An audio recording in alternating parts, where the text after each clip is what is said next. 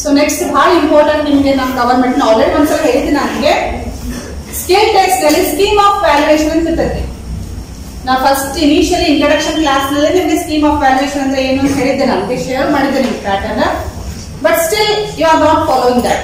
In lab skill test I found some of you are still confused. What is conduction? What is viva? You are still confused.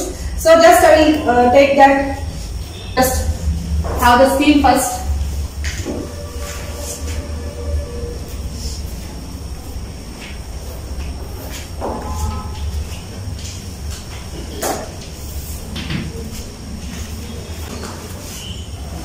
Okay, so ಸ್ವಲ್ಪ ಇದ್ರ ಬಗ್ಗೆ ನಿಮಗೆ ತಿಳುವಳಿಕೆ ಬಂದಿದೆ. Today I just give the full picture of it. So this is the scheme of valuation we call. This indicates how the marks are given for you in the examination. Marks ಯಾವ ರೀತಿ ನಿಮಗೆ allot ಮಾಡ್ತಾರ. So this is taken for both. So this is taken for CIE. CIE ಅಂದ್ರೆ continuous internal evaluation ಅಂತ ಕರಿತೀವಿ. That is IA testing, and also semester end examination. So this is a skill test scheme of valuation. Skill test ಅದಕ್ಕೆ ನಾನು ನಿಮ್ಗೆ ಹೇಳ್ತಾ ಇದ್ದು skill test is different from written test. ನಿಮ್ಗೆ ಎರಡು ಟೈಪ್, ರಿಟರ್ನ್ ಟೆಸ್ಟ್ ಅಂತ ಬೇರೆ ಇದೆ ಟೆಸ್ಟ್, ಸ್ಕಿಲ್ ಟೆಸ್ಟ್ ಅಂತ ಹೇಳಿ ಬೇರೆ ಇದೆ. ಸೊ ರಿಟರ್ನ್ ಟೆಸ್ಟ್ ಬಂದು ಥಿಯರಿ ಬರೀದ್ರಿ ನಿಮ್ಗೆ, ಅವು ಎರಡು ತಗೊಂಡಿರ್ತಾರೆ. ನಿಮ್ ಸಿಲೆಬಸ್ ನೋಡಿದ್ರೆ ನಿಮ್ಗೆ ರಿಟರ್ನ್ ಟೆಸ್ಟ್ 1 ರಿಟರ್ನ್ ಟೆಸ್ಟ್ 2 ಅಂತ ಬರ್ತದೆ. ಎರಡು ಥಿಯರಿ ಟೆಸ್ಟ್ ಓದತ್ತೆ ನಿಮ್ಗೆ according to the syllabus. Next skill test 3 ತಗೋತೀವಿ ನಿಮ್ಗೆ. Skill test 1, skill test 2, skill test 3 ಮೂರು ಸ್ಕಿಲ್ ಟೆಸ್ಟ್. ನೆಕ್ಸ್ಟ್ ಆಕ್ಟಿವಿಟಿ ಅಂತ ಬರ್ತೈತಿ, ಒಂದು ಆಕ್ಟಿವಿಟಿ ಅಂತ ಬರ್ತೈತಿ. ಸೊ ಇವನ್ನೆಲ್ಲ ನೀವು ಮಾಡಬೇಕು. So return test 20 marks, 20 marks. All will be 20 marks.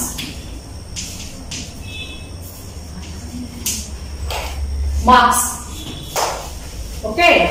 So ಇದು ರಿಟರ್ನ್ ಟೆಸ್ಟ್ ಇದು ಎವರೇಜ್ ತಗೋತೈತಿ ಎಂಡಿಗೆ, average of 2 return test. Skill test 3 ತಗೊಂಡು ಅದು ಎವರೇಜ್ ತಗೋತೈತಿ. So 20 marks average of all 2. Next activity only once it is 20 marks. So total ಎಷ್ಟು 60 marks. So how many tests you are going to face? ಎಷ್ಟು test face ಮಾಡ್ತೀರಿ? 1 2 3 4 5 test ಅಲ್ಲಿ skill test ಜಾಸ್ತಿ ಇದೆ ನಿಮಗೆ, 3 ಅದಾವ ಸ್ಕಿಲ್ ಟೆಸ್ಟ್. ಅದೇ usually examination ಒಳಗೆ ಇದನ್ನೇ ಫಾಲೋ ಮಾಡ್ತಾರ. ಫೈನಲ್ ಎಕ್ಸಾಮ್ ಅಲ್ಲಿ ಇಂಟರ್ನಲ್ ಅಲ್ಲಿ. So this is fixed, scheme is fixed. ಇದೇ ರೀತಿ ನಿಮ್ಗೆ ಎಕ್ಸಾಮಿನೇಷನ್ ತಗೋತೀವಿ ನಾವು. ಸೊ ಇಲ್ಲಿ ಫಸ್ಟ್ ನಿಮಗೆ ಕ್ವಶನ್ಸ್ ಕೊಡ್ತೀವಿ ನಾವು, ಯಾವ ರೀತಿ ಕಂಡಕ್ಟ್ ಮಾಡ್ಬೇಕಂತ ಹೇಳ್ತೀನಿ. ಸೊ ಕ್ವಶನ್ಸ್ ಕೊಡ್ತೀವಲ್ಲ, ಕ್ವಶನ್ಸ್ ಕೊಟ್ಟಾದ್ಮೇಲೆ ನೀವು ಬರೀತೀವಿ. ಬರದಾದ್ಮೇಲೆ ನೀವು ಕಂಡಕ್ಷನ್ ಮಾಡ್ತೀವಿ, ರಿಸಲ್ಟ್ ತೋರಿಸ್ತೇವೆ. ಪ್ರತಿಯೊಂದಕ್ಕೂ ಮಾರ್ಕ್ಸ್ ಅಲಾಟ್ ಮಾಡಿರ್ತಾರೆ, ಪ್ರತಿಯೊಂದಕ್ಕೂ. ಇಲ್ಲಿ ನೋಡಿ, ಸೊ ಐಡೆಂಟಿಫಿಕೇಶನ್ ಎಷ್ಟು ಮಾರ್ಕ್ಸ್ ಇದೆ? 10 marks. Next circuit ಡಯಾಗ್ರಾಮ್ಗೆ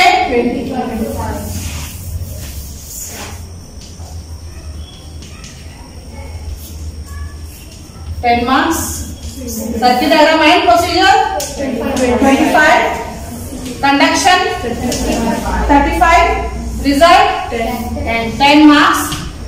Viva 20. Total 100. Okay. So ಇಲ್ಲಿ ನೀವು ಕೇಳಬಹುದು, ಇಲ್ಲಿ 20 ಐತಿ ಮೇಡಮ್, ನೀವು 100 ಹಾಕ್ತೀರಾ ಅಂತ ಕೇಳಬಹುದು. ಇದು 100 ಗೆ ನಾವು ಕಂಡಕ್ಟ್ ಮಾಡೋದು ಎಕ್ಸಾಮ್. ಬಟ್ 100 ಇದ್ದು ನಾವು ಕನ್ವರ್ಟ್ ಮಾಡ್ತೀವಿ 20 ಗೆ. 100 marks ನೀವು ಸಪೋಸ್ 90 marks ತಗೊಂಡ್ರೆ 20 ಗೆ ಎಷ್ಟು ಆಗ್ತೈತಿ? ಕನ್ವರ್ಟ್ ಮಾಡಿ 20 ಗೆ ಎಷ್ಟು ಆಗ್ತೈತಿ? 18 ಆಗ್ತೈತಲ್ಲ, ಹೌದಿಲ್ಲ? 18 marks ಬರ್ತಾವ ನಿಮ್ಗೆ 20. ನೀವು 100 ಗೆ 90 ತಗೊಂಡಿದ್ರೆ you will get 18 marks for 20. So the conversion is made afterwards, but conduction is the examination is taken for 100 marks only. Is that clear?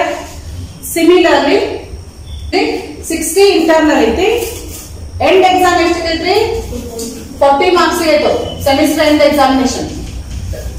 ಇದು internal 60 marks. End exam, final exam ಕೊಡ್ತೀರಾ that is only 40 marks. ಕಡಿಮೆ ಇದೆ, internals ನಿಮ್ಗೆ ಜಾಸ್ತಿ ಇದೆ. So ಇಲ್ಲೇ ನೀವು ಸರಿಯಾಗಿ ಮಾಡ್ಕೊಂಡ್ರೆ ಸ್ಕೋರಿಂಗ್ ಇಸ್ ವೆರಿ ಈಸಿ, ಬಹಳ ಈಸಿ ಆಗ್ತದೆ. Okay, so first let me, ಇದು ಗೊತ್ತಾಯ್ತಾ ನಿಮ್ಗೆ? 3 ಸ್ಕಿಲ್ ಟೆಸ್ಟ್ ಬರಬೇಕು, 2 ರಿಟರ್ನ್ ಟೆಸ್ಟ್ ಬರಬೇಕು, 1 ಆಕ್ಟಿವಿಟಿ ಬರ್ತೈತಿ. ಸೊ ಇದರಲ್ಲಿ 1 ನೀವು ಸ್ಕಿಲ್ ಟೆಸ್ಟ್ ಮುಗಿಸಿರಿ. ಸೊ ಇದ್ರ ಬಗ್ಗೆ ನಾನು ಜಾಸ್ತಿ ನಿಮ್ಗೆ ಇನ್ಫಾರ್ಮೇಶನ್ ಇವತ್ತು ಕೊಡ್ತೀನಿ. ಸ್ಕೀಮ್ ಆಫ್ ವ್ಯಾಲ್ಯೂಯೇಷನ್ ಯಾಕೆ ಇಂಪಾರ್ಟೆಂಟ್ ಅಂತ ತಿಳ್ಕೊಳ್ಳಿ. ಸೊ ಸ್ಕೀಮ್ ಆಫ್ ವ್ಯಾಲ್ಯೂಯೇಷನ್ ಪ್ರಕಾರ ನಿಮ್ಗೆ ಮಾರ್ಕ್ಸ್ ಅಲಾಟ್ಮೆಂಟ್ ಮಾಡ್ತೀವಲ್ಲ, ಸೊ ಇದು ಯಾಕೆ ಈ ರೀತಿ ಫಿಕ್ಸ್ ಮಾಡಾರಂದ್ರೆ they want you people to develop the skills in the examination ಇರ್ಬೋದು, ಲ್ಯಾಬ್ ಇರ್ಬೋದು. ಸ್ಕಿಲ್ ಟೆಸ್ಟ್ ಅಂದ್ರೆ ಏನ್ರಿ? ಸ್ಕಿಲ್ ಟೆಸ್ಟ್ ಅಂದ್ರೆ that will test your skills. What are those skills? ಯಾವ ಸ್ಕಿಲ್ಸ್ ಟೆಸ್ಟ್ ಮಾಡ್ತಾರೆ ಅವರು? ನಿಮ್ದು ರೈಟಿಂಗ್ ಸ್ಕಿಲ್ ಟೆಸ್ಟ್ ಮಾಡ್ತಾರ, ನಿಮ್ದು ಕಮ್ಯುನಿಕೇಶನ್ ಸ್ಕಿಲ್ಸ್ ಟೆಸ್ಟ್ ಮಾಡ್ತಾರ, ಮತ್ತೆ ನಿಮ್ದು ಲ್ಯಾಬ್ ಹೇಗ್ ಮಾಡ್ತೀರಿ, ಪರ್ಫಾರ್ಮ್ ಹೆಂಗ್ ಮಾಡ್ತೀರಿ ನೀವು, ಅದನ್ನ ಟೆಸ್ಟ್ ಮಾಡ್ತಾರೆ.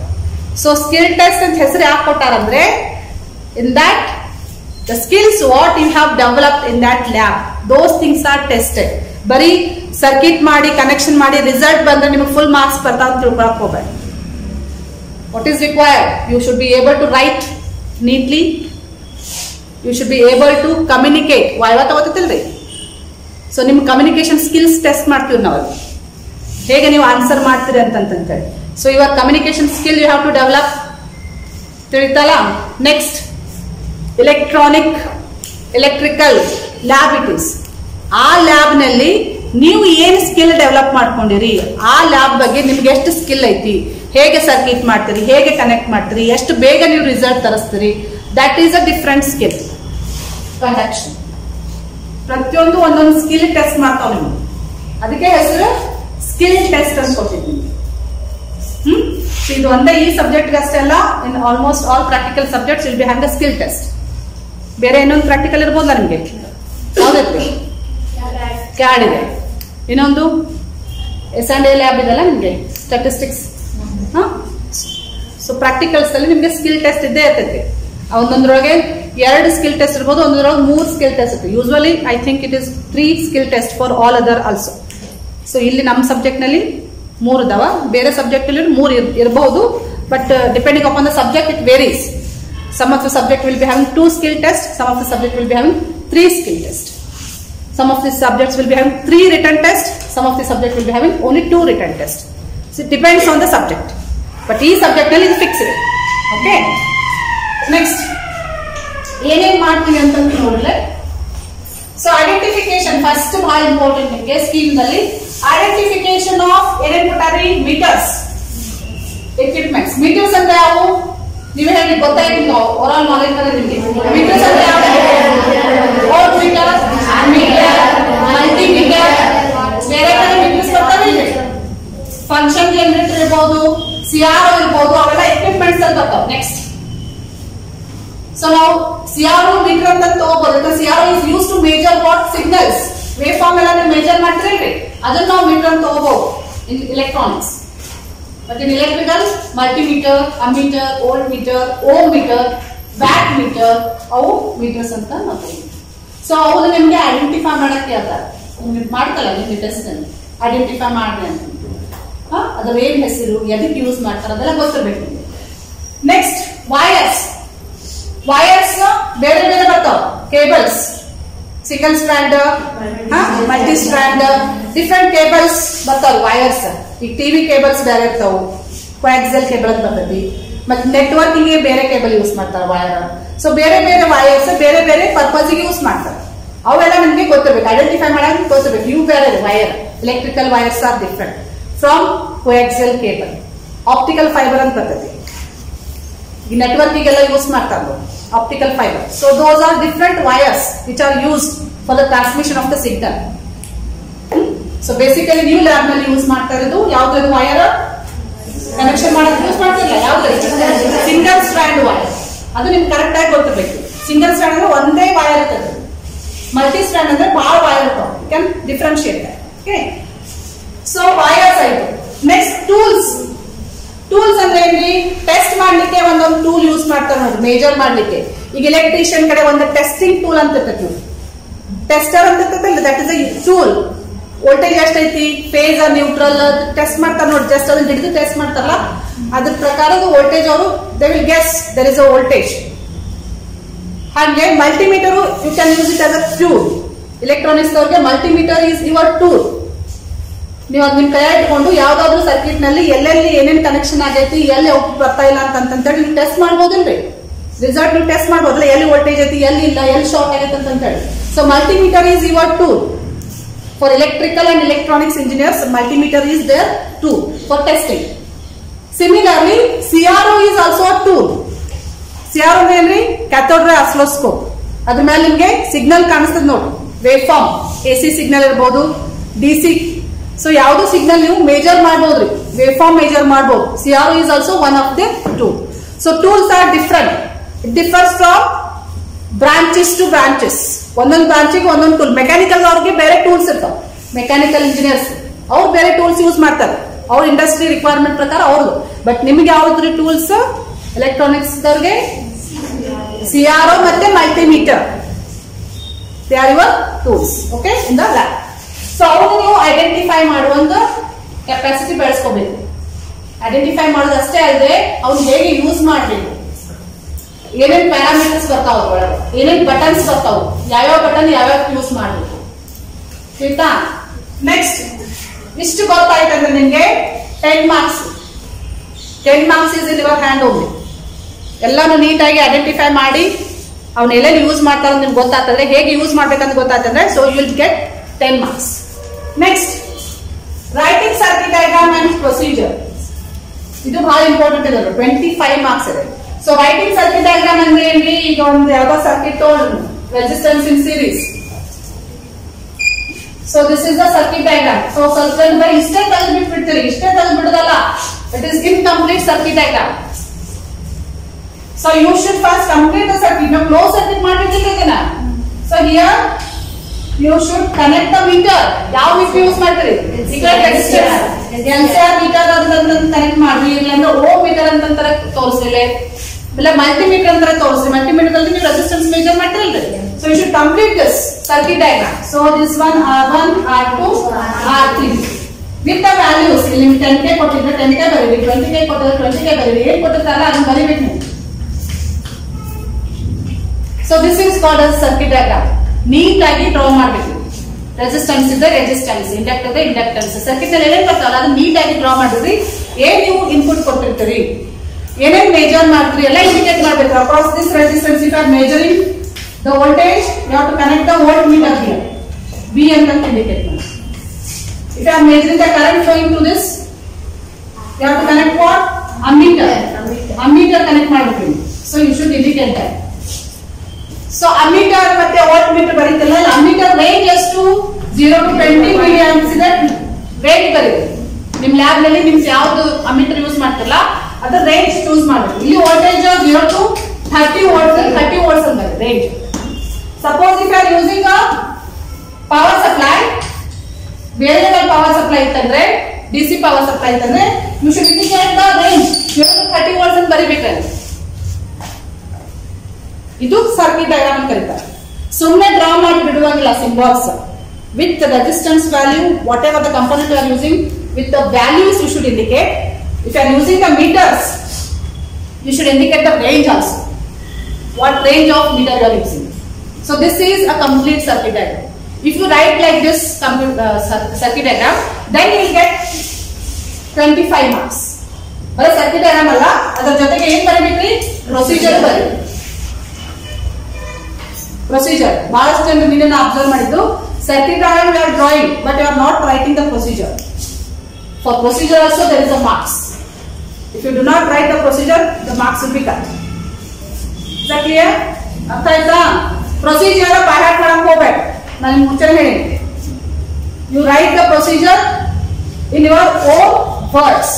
ಫಸ್ಟ್ ಏನ್ ಮಾಡ್ತೀರಾ, ಸೆಕೆಂಡ್ ಏನ್ ಮಾಡ್ತೀರಿ, ಮಾಡಿದ್ರೆ ನೀವು ಲ್ಯಾಬ್ ನಲ್ಲಿ ಗೊತ್ತಿರ್ತೈತಿ ನೀವು ಏನು ಮಾಡ್ತೀರ ಅಂತ ಹೇಳಿ ಕರೆಕ್ಟ್ ಆಗಿ ಬರೀರಿ.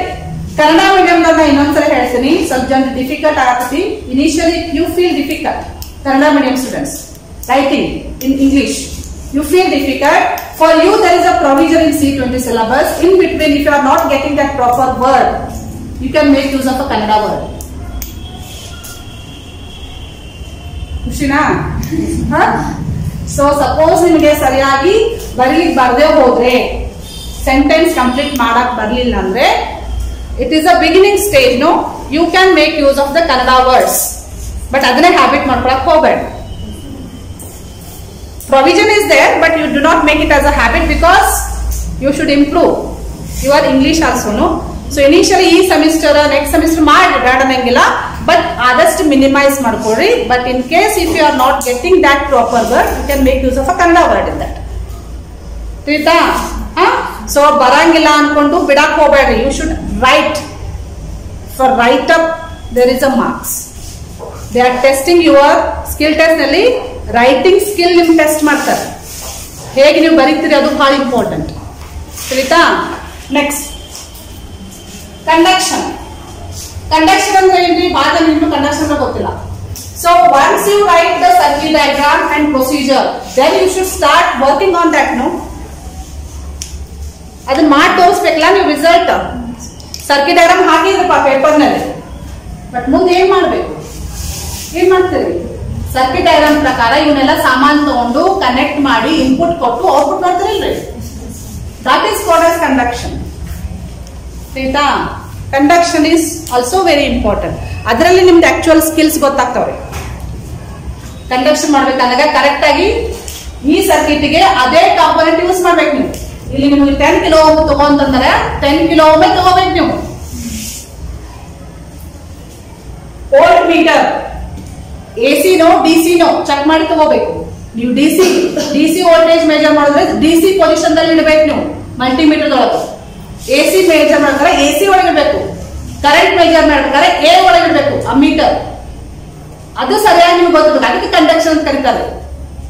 ಚಿತ್ರ ಎಲ್ಲರೂ ತೆಗಿತಾರೆ, ಸಣ್ಣ ಮಕ್ಕಳು ತೆಗಿತಾರೆ, ಬಟ್ ನೀವು ಯಾವ ರೀತಿ ಈಗ ಸ್ಕಿಲ್ ಡೆವಲಪ್ ಮಾಡ್ಕೋಬೇಕು, ಅದೇನ್ ಸರ್ಕ್ಯೂಟ್ ಡಯಾಗ್ರಾಮ್ ಅಲ್ಲ ಅದ್ರ ಪ್ರಕಾರ ನೀವು ಕನೆಕ್ಷನ್ ಮಾಡಿ ರಿಸಲ್ಟ್ ತರುವಂತ ಸ್ಕಿಲ್ ನೀವು ಬೆಳೆಸ್ಕೋಬೇಕು. Is that clear? So that is conduction. Conduction ಗೆ ಎಷ್ಟು ಮಾರ್ಕ್ಸ್ ಇದೆ ನೋಡಿ, ಅದಕ್ಕೆ ಜಾಸ್ತಿ ಇದೆ ರೀ, 35 ಮಾರ್ಕ್ಸ್ ಇದೆ. ಅದಕ್ಕೆ ನೆಗ್ಲೆಕ್ಟ್ ಮಾಡಕ್ ಹೋಗ್ಬೇಡ ಅಂತ ಹೇಳ್ತಾನೆ. ಸೊ ನಿಮ್ಗೆ ಯಾಕೆ ಇಂಡಿವಿಜುವಲ್ ಕಂಪೋನೆಂಟ್ಸ್ ತಗೊಂತ ಹೇಳ್ತೇನೆ, ನೀವು ಮನೆಯಲ್ಲಿಂದ ಒಂದು ಪ್ರಾಕ್ಟೀಸ್ ಮಾಡ್ಬೋದು, ಕನೆಕ್ಷನ್ ಮಾಡೋದು. ರಿಸಲ್ಟ್ ಒಂದೊಂದ್ಸಲ ನೀವು ಫಂಕ್ಷನ್ ಹೇಳ್ಬೇಕಾದ್ರು ಪಾಸ್ ಅವಾಗ ನೀವು ಲ್ಯಾಬ್ ಮಾಡಿ, but connection can do at your home also. Circuit diagram ಮಾಡ್ಬೋದಲ್ಲ ನೀವು ಮನೆಯಲ್ಲಿಂದ ಕುತ್ಕೊಂಡು ರೆಡ್ ಬೋರ್ಡ್ ನಲ್ಲಿ.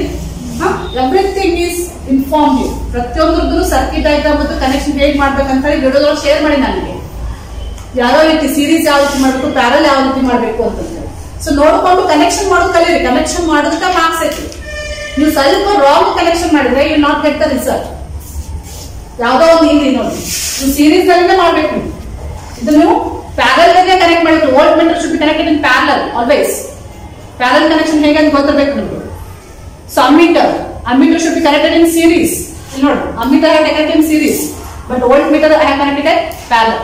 So this is the right way of connecting the meters.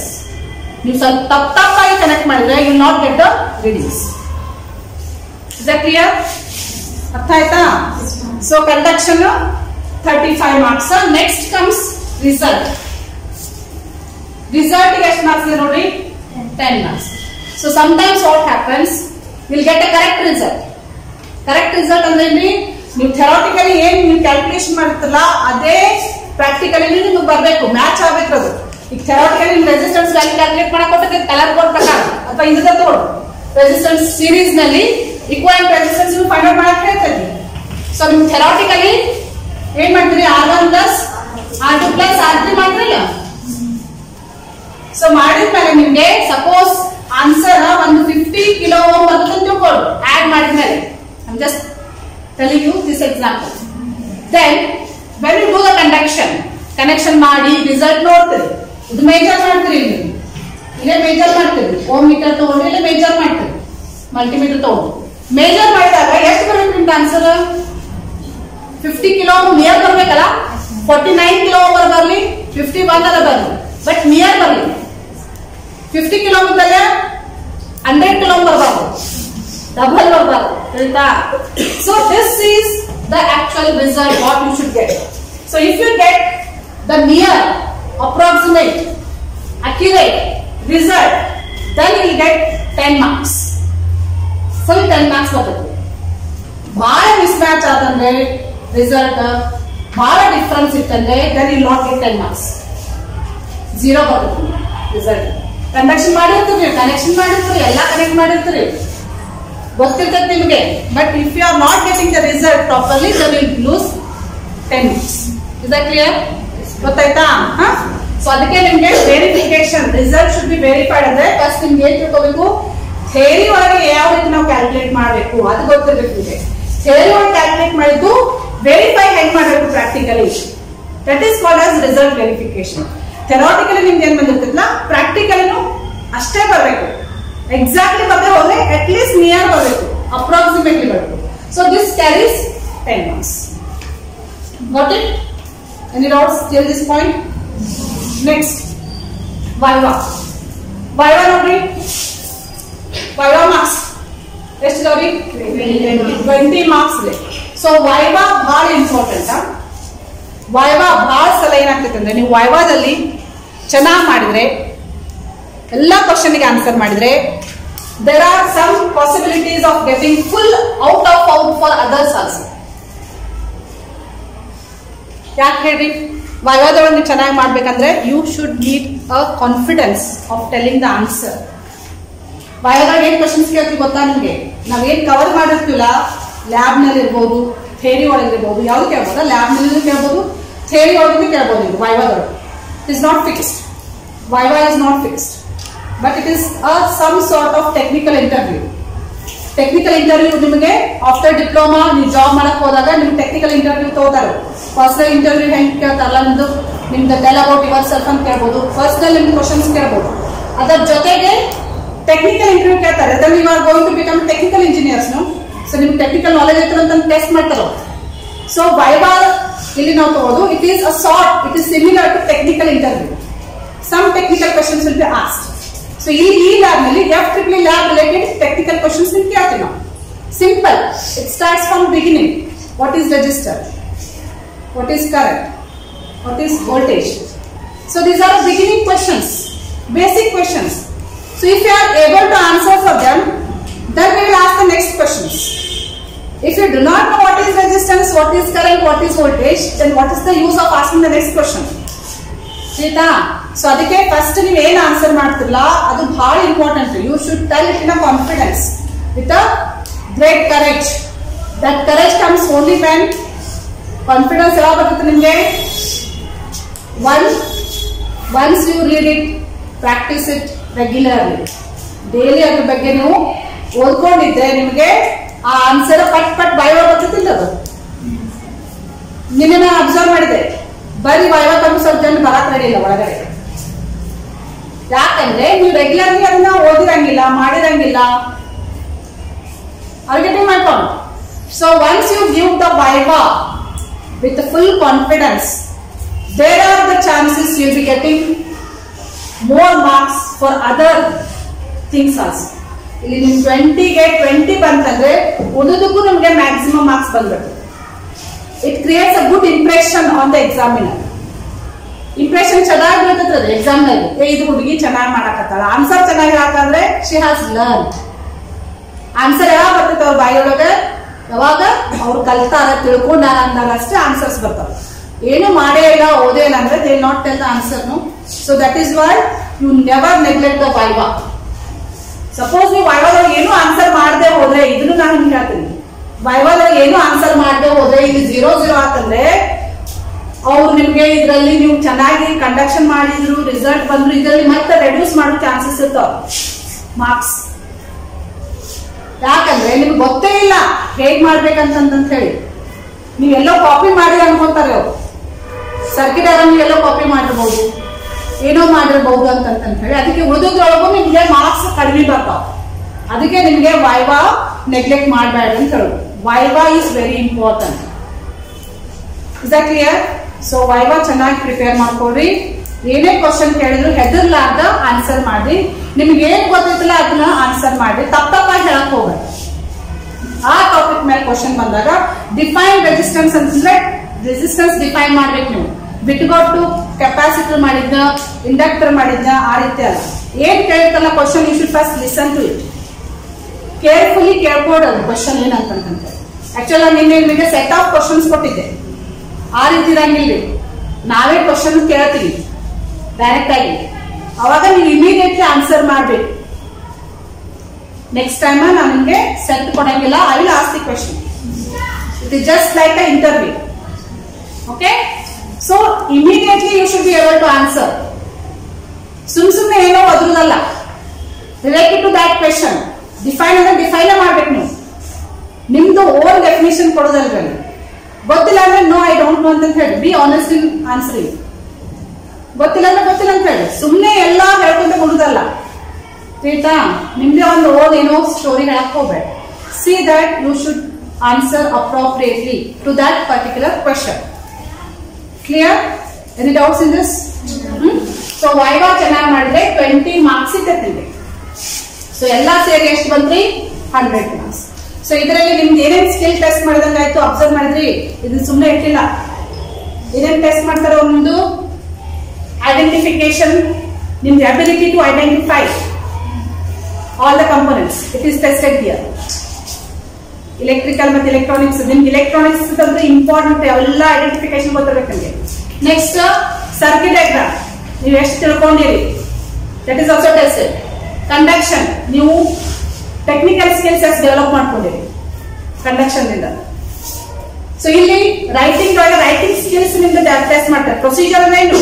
ನಿಮ್ದು ಲ್ಯಾಂಗ್ವೇಜ್ ಟೆಸ್ಟ್ ಮಾಡಿದಂದ್ರೆ ಅದು ರೈಟಿಂಗ್ ಸ್ಕಿಲ್ಸ್ ಟೆಸ್ಟ್ ಮಾಡಿದಂಗೆ. ಆಯ್ತಾ? ನೆಕ್ಸ್ಟ್ ರಿಸಲ್ಟ್ ನೀವು ಅನಲೈಸ್ ಮಾಡ್ಬೇಕಲ್ಲ, ನಿಮಗೆ ಬರ್ತಾ ಇದ್ದಿದ್ದು ರಿಸಲ್ಟ್ ಕರೆಕ್ಟ್ ಆಯ್ತು ಅಲ್ಲ ಅಂತ ಹೇಳಿ. ಥೆರಾಟಿಕಲಿ ಮಾಡಿದ್ದು ಪ್ರಾಕ್ಟಿಕಲಿ ಮ್ಯಾಚ್ ಆಗ್ಬೇಕಲ್ಲ, ಅದನ್ನ ವೆರಿಫೈ ಮಾಡ್ತೀನಿ ನೀವು ರಿಸಲ್ಟ್ ಅಂತ. ಎಕ್ಸಾಮ್ನರ್ಸ್ ಬಂದು ನೋಡಿದ್ಮೇಲೆ ಅದು ಕರೆಕ್ಟ್ ಅಂತ ಟೋಕೆ ಅನ್ಕೊಳಕ್ ಹೋಗ್ಬೇಡಿ. ನೀವೇ ಫಸ್ಟ್ ಟೆಸ್ಟ್ ಮಾಡ್ಕೋಬೇಕು ನಿಮ್ಗೆ ರಿಸಲ್ಟ್ ಬರ್ತಾ ಇದ್ದು ಕರೆಕ್ಟ್ ಆಯ್ತಲ್ಲ ಅಂತ ಹೇಳಿ. ಆಮೇಲೆ ಎಕ್ಸಾಮ್ನರ್ಸ್ ಕರಿಬೇಕು. Then you should call the examiner to see the result. Is that clear? Next viva ಅಂತೂ it totally tells how much you have prepared for that subject. ವೈವಾದಿಂದ ನೀವು ಏನು ಪ್ರಿಪರೇಷನ್ ಮಾಡ್ಕೊಳ್ಳಿ ಅಂತ ಕರೆಕ್ಟ್ ಆಗಿ ಗೊತ್ತಾಗ್ಬಿಡ್ತದೆ. ಒಂದ ಅಥವಾ ಎರಡು ಕ್ವಶನ್ಸ್ ಅಲ್ಲಿ ನೀವು ಹೇಗೆ ಆನ್ಸರ್ ಮಾಡ್ತಿಲ್ಲ, in that we can judge how much you have prepared. That is why while giving the viva you should be fully confident in answering. Confidence ಯಾವಾಗ ಬರ್ತದ್ರಿ? ಡೈಲಿ ನೀವು ಓದ್ತಾ ಇರಬೇಕು ಆ ಸಬ್ಜೆಕ್ಟ್. ಇವತ್ತೊಂದು ದಿವಸ ಟೆಸ್ಟ್ ಐತಿ, ಇವತ್ತೇ ಓದುದಲ್ಲ, ಹಂಗಲ್ಲ. ಡೈಲಿ ಇವತ್ತೇನೇ ನಿಮ್ ಕ್ಲಾಸ್ ಆಗಿದಿಲ್ಲ ಅದನ್ನ ನೀವು ಅವತ್ತಿಂದ ಅವತ್ತೇ ಮುಗಿಸ್ಕೋಬೇಕು. Then you will get the confidence. ಇನ್ನೊಂದು ನಿಮ್ಗೆ ಹೇಳ್ಬೇಕಂದ್ರೆ ವೈವಾದೊಳಗೆ ಈಗಲೇ ಇನಿಷಿಯಲಿ ನಿಮ್ಗೆ ಕನ್ನಡ ಮೀಡಿಯಂದವ್ರಿಗೆ ವೈವಾದೊಳಗೆ ಓಕೆ ನನಗೆ ಇಂಗ್ಲಿಷ್ ನಲ್ಲಿ ಹೇಳ್ತಾ ಬರಾಕತ್ತಿಲ್ಲ ಅಂದ್ರೆ you can tell in Kannada, no problem. See that you should be able to answer for that question. ಬಾಯಿ ಮುಚ್ಚೋನ್ ಕೊಡುವಂಗಿಲ್ಲ. ಕನ್ನಡ ಹೇಳಿದ್ರು ಟು ದ ಪಾಯಿಂಟ್ ಹೇಳಬೇಕು. ಬೇರೆ ಬೇರೆ ಹೇಳ್ಕೊಂಡು ಕೊಂಡುವಂಗಿಲ್ಲ. So whether you answer in Kannada, whether you answer in English, it should be to the point. If you do not know it, just simply tell, I don't know. I don't know, sir. I don't know, madam, who is taking on that day. Tita. So these are tips for you people to prepare well for the skill test in the examination. So this skill test is there for internals and also for semester end examination. Ending in ಇದೇ ರೀತಿ ತಗೋತಾರೆ. Final 40 marks ಇರುತ್ತಲ್ಲ end, ಅವಾಗೂ ಇದೇ ರೀತಿ ತಗೋತಿ. Regular ಆಗಿ ನಿಮ್ಗೆ lab ನಲ್ಲಿ 3 test ತಗೋತಿಲ್ಲ, ಅದು ಇದೇ ರೀತಿನೇ ತಗೋತಿಲ್ಲ. ಇದೇ ರೀತಿನ ಮಾರ್ಕ್ಸ್ ಅಲಾಟ್ಮೆಂಟ್ ಆಗಿದೆ. ಸೊ ಅದಕ್ಕೆ ಕಡಿಮೆ ಬಂತು, ಇದಕ್ಕೆ ಹೆಚ್ಚು ಬಂತಂತಂದ್ರೆ ನೀವೇ ಹೇಳ್ಬೋದು, ಅವ್ರು ಜಡ್ಜ್ ಮಾಡ್ಕೋಬಹುದು ಯಾವ್ದಾದ್ರು ಎಷ್ಟು ಮಾರ್ಕ್ಸ್ ಐತೆ ಅಂತ. So I have allotted the marks also. So you might have observe the total marks. The total marks is allotted accordingly this. Still you are having any doubts, you can ask me. ಗೊತ್ತಾಯ್ತಿದೆ? So ಇದು ಎಲ್ಲಾ subject ನಲ್ಲೂ ಬರ್ತದೆ skill test. So skill test usually ಈ subject ಗೆ ಈ ರೀತಿ ತಗೊಂಡಾರೆ. ಇನ್ನೊಂದು ನಿಮ್ಗೆ ಹೇಳೋದು, ಈ ಸಬ್ಜೆಕ್ಟ್ ನಲ್ಲಿ ಈ ರೀತಿ ಮಾರ್ಕ್ಸ್ ಅಲಾಟ್ಮೆಂಟ್ ಐತಿ. ಬಟ್ ಇದೇ ರೀತಿ ಬೇರೆ ಸಬ್ಜೆಕ್ಟ್ ಇರ್ತೈತೆ ಅಂತ ಹೇಳಕ್ ಹೋಗ್ಬೇಡ. S&L ಲ್ಯಾಬಿಗೆ ಬೇರೆ ಇರ್ತೈತ್ರಿ. ಮತ್ತೆ ಇನ್ನೊಂದು ಯಾವ್ದಾದ್ರು ಕ್ಯಾಡ್ ಲ್ಯಾಬ್, ಅದಕ್ಕೆ ಬೇರೆ ಇರ್ತೈತಿ ಸ್ಕೀಮ್. ನೋಡ್ಕೊಳ್ಳೋದು ಸಿಲೆಬಸ್ ಪ್ರತಿಯೊಂದು ಸಬ್ಜೆಕ್ಟಿಗೂ ಯಾವ ರೀತಿ ಮಾರ್ಕ್ಸ್ ಕೊಡ್ತಾರ ಅಂತಂದ್ರೆ ಪ್ರತಿಯೊಂದು ಡಿಕ್ಲೇರ್ ಮಾಡ್ಯಾರ. It is very beautifully designed. Your syllabus, C20 syllabus is very beautifully designed. You are lucky enough. ಹೌದಲ್ಲ, ಇದೆಲ್ಲ ರೀತಿಯಿಂದ ನಿಮ್ಗೆ ಟೆಸ್ಟ್ ಮಾಡ್ತೈತಿ. This is a beginning stage. ನಾಳೆ ನೀವು ಇಂಡಸ್ಟ್ರಿಗೆ ಹೋದಾಗ ಇದೆಲ್ಲ ಬಹಳ ಹೆಲ್ಪ್ ಆಗ್ತೈತಿ ನಿಮಗೆ.